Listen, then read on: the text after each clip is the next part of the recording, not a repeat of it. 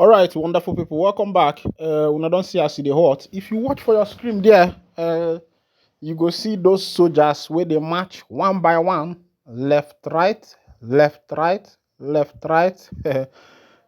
Just the watch small, small. You go to see them they pass. This one, another motor don't pass. Just wait. Our people sana ngugwaga topa topa de mwembo. Yes, another one don't pass again. These are soldiers of the indigenous people of Biafra. Somebody will be wondering where are all these cars coming from, and just watch and see what is actually going on. You will see the fleet of the convoy, and as information they enter my table. These are Mazi Simon Epka'S soldier, the soldiers of the indigenous people of Biafra. Of course, you know that the government of Biafra, uh, government in exile has been fully activated.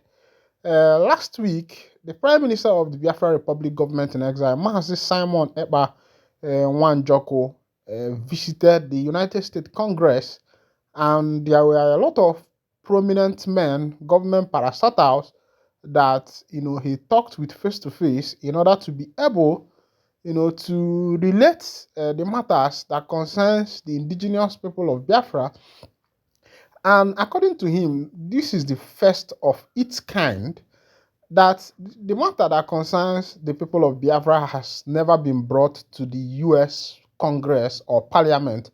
But this time, things has taken a new turn that Ekpa, the new Prime Minister of the Biafra Republic government in exile, first in his name, has moved forward to the United States Congress, United States Parliament, meeting with the members of the Congress to tell the Biafran stories. Of course, you know that stories are what keeps a particular generation, and as it is, according to him, the United States, the Americans, they need to hear the stories of the Biafran people.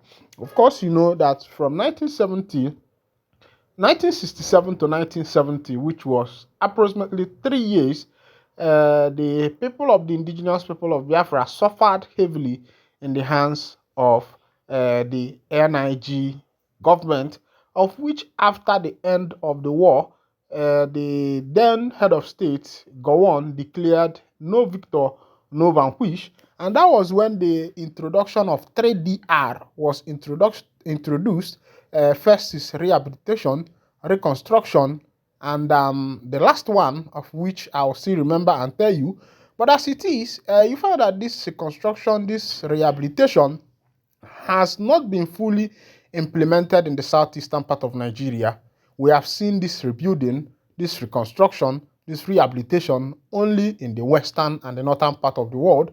Meanwhile, the southeasterners, the Ndigbo who suffered the heavy blow of the war, have not yet seen any reconstruction. Is it an infrastructural development? Is it in hospitalities? Is it in pipe-borne water? Is it railways? Is it good road network?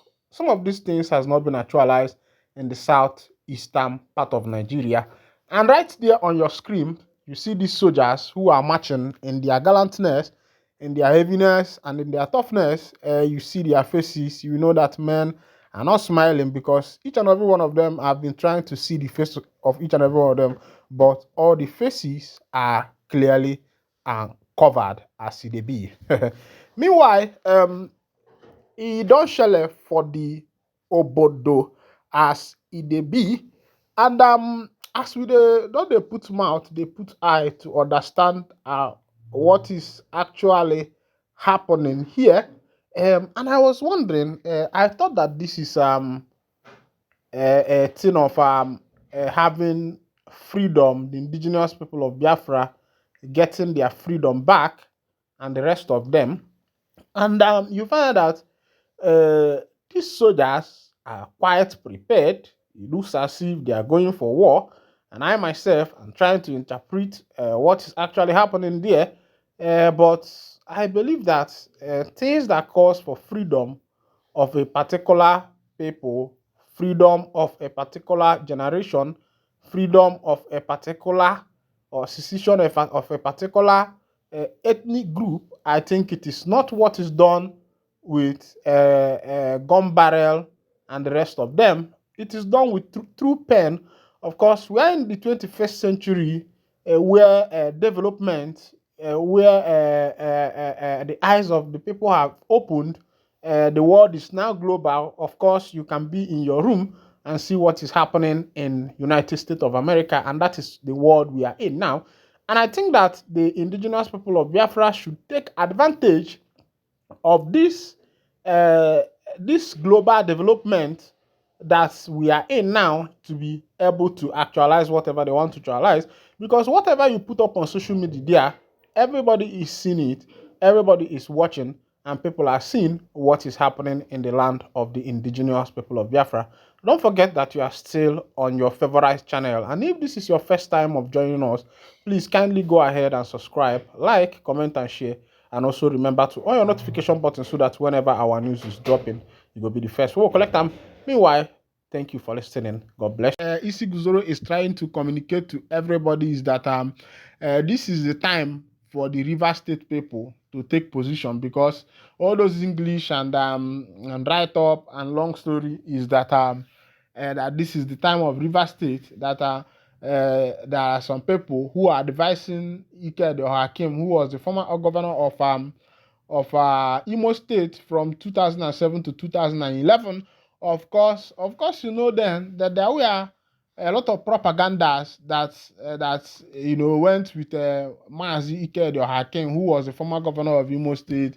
From him, Mbaka singing for him that he flogged the Reverend Father and the rest of them. A lot of people developed hatred for Ike. And during that voting and election was when what is his name?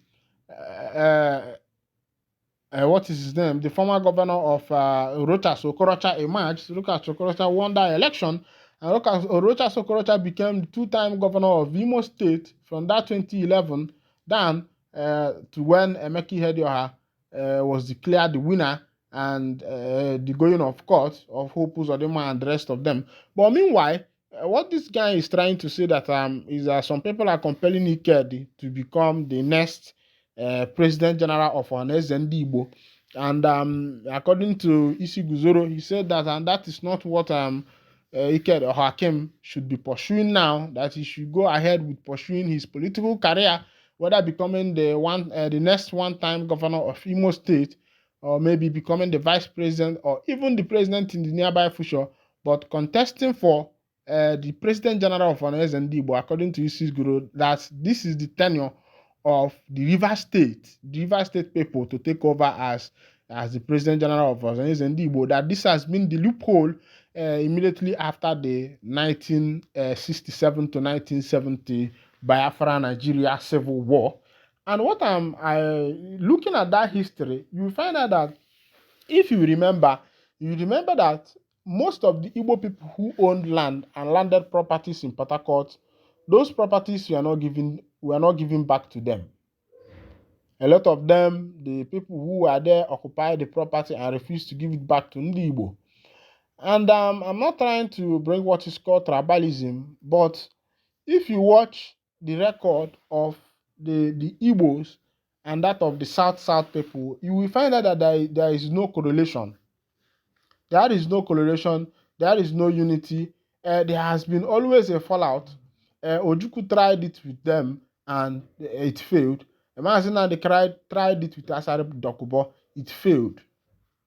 Everybody that tried it, it has always failed. So I think it's high time Ndi Igbo call themselves for a meeting and know the people that are in Ndi Igbo. Yes, there is no need of dragging Niger Delta and all of that. The main real Igbo people, if they want to go, should go, and they become their own. You don't know that there are oil even in Anambra and other states, but you will not know that one. So I don't think even Ohajeboma have oil. All those places have oil. So I don't think there is any need. What about going down to other part of Imo State? There are oil there.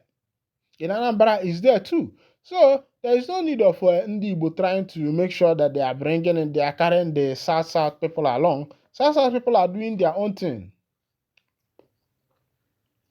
They will always betray Ndigbo. They have betrayed Ndigbo several times. During the time of Ojukwu, they betrayed. During the time of when Mazina Nkano was trying to have some affiliation, ally, making Asari Dokubo become his ally, they betrayed too. So what are you trying to tell me? Meanwhile, this is where I'll be winding down the curtain. And if this is your first time of coming across our channel, kindly go ahead. I am still your one and only favorite Jokopus master, where they there with you. Ngbano, Kemesiano.